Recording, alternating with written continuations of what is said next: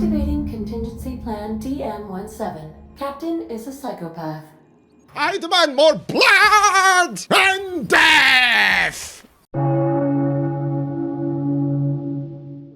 Okay, The Outer Worlds, a game that is, well, realistically speaking, just a Fallout game, but with a different name and, well, better results. Yes, indeed. In comparison to Fallout 4 or Fallout 3 or even New Vegas, this is actually quite fun. Not to say that Fallouts weren't exactly fun, but for me there were critical things that really kinda prevented me from playing them for long. Gunplay being the biggest one, but of course environments too kinda got pretty boring as well. So then, in Outer Worlds, is the gunplay really that much better? Well, yeah, I guess it is. It's at least responding properly and it doesn't feel like you're running around with soap in your hand. So if you want to play properly, like without the Pip-Boy or in this case the Matrix slow-mo mode, you can do that and it won't punish you for that. And speaking of the Pip, I mean slow-mo, yeah, it's really nice. It does make you feel like you can take on the world with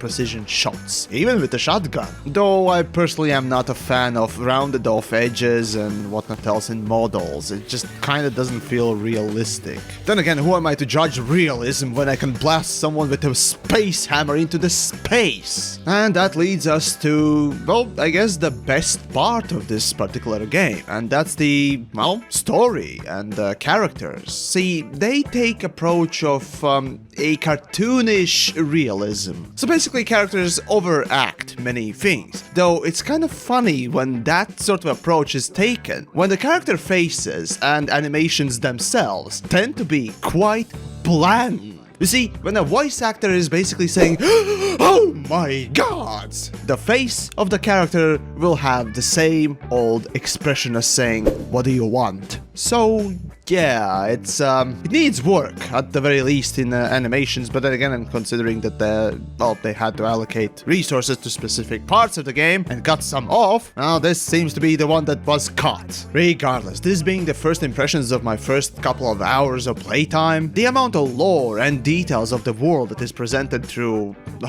readable stuff, as well as characters themselves, despite me going out and killing everyone, is plentiful. So if you're a lore buff and you like, you know, basically Fallout 4, Fallout 3 type of lore and that amount, well, hey, here you go. You got a space game or space setting sort of a game with that. But yeah, for this particular playthrough, I decided to go a bit different. Now, in comparison to Skyrim and Fallout, where I literally follow every little side quest and whatnot else, this one I decided to just go murder everyone! Essentially just screwing up the whole game's plot and anything relevant. Just going out and murdering everything. Not giving a single flying fuck about the plot or lore. In my experience, when you start murdering every NPC you see, it's a pretty good gauge to see how well the NPCs are coded, and I'm sorry to say, but this one's horrible.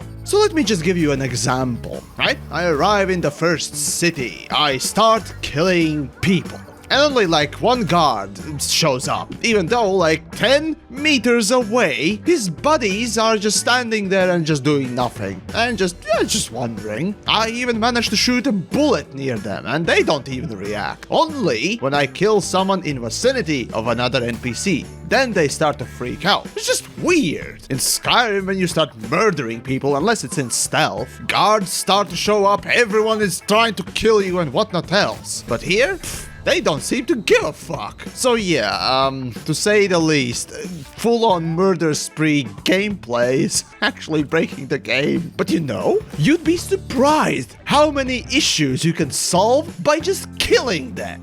Huh? Huh?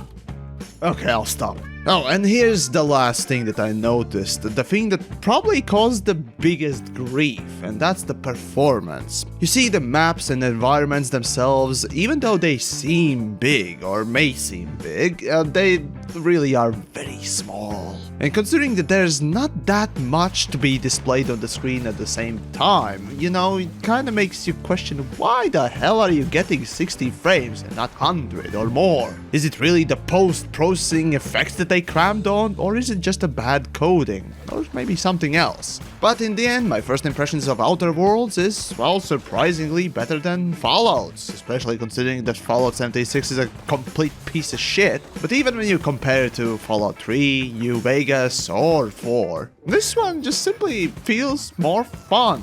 I don't know, it just is. So, there you go.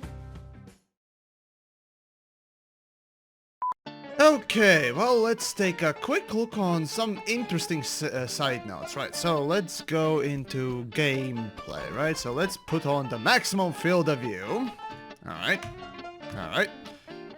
And, you know, the zoom, there's literally no zoom here, but yeah. Well, okay, fine, there's a little bit of zoom. Now then, if I go back into settings and change the FOV to the minimum, which by default is on, the zoom is quite magnificent, isn't it? Or amazingly large. So, what the fuck? I understand how FOV works, but this should not be a thing. I shouldn't get little improvements in my zoom so much because of the FOV. Somebody just screwed up with the coding.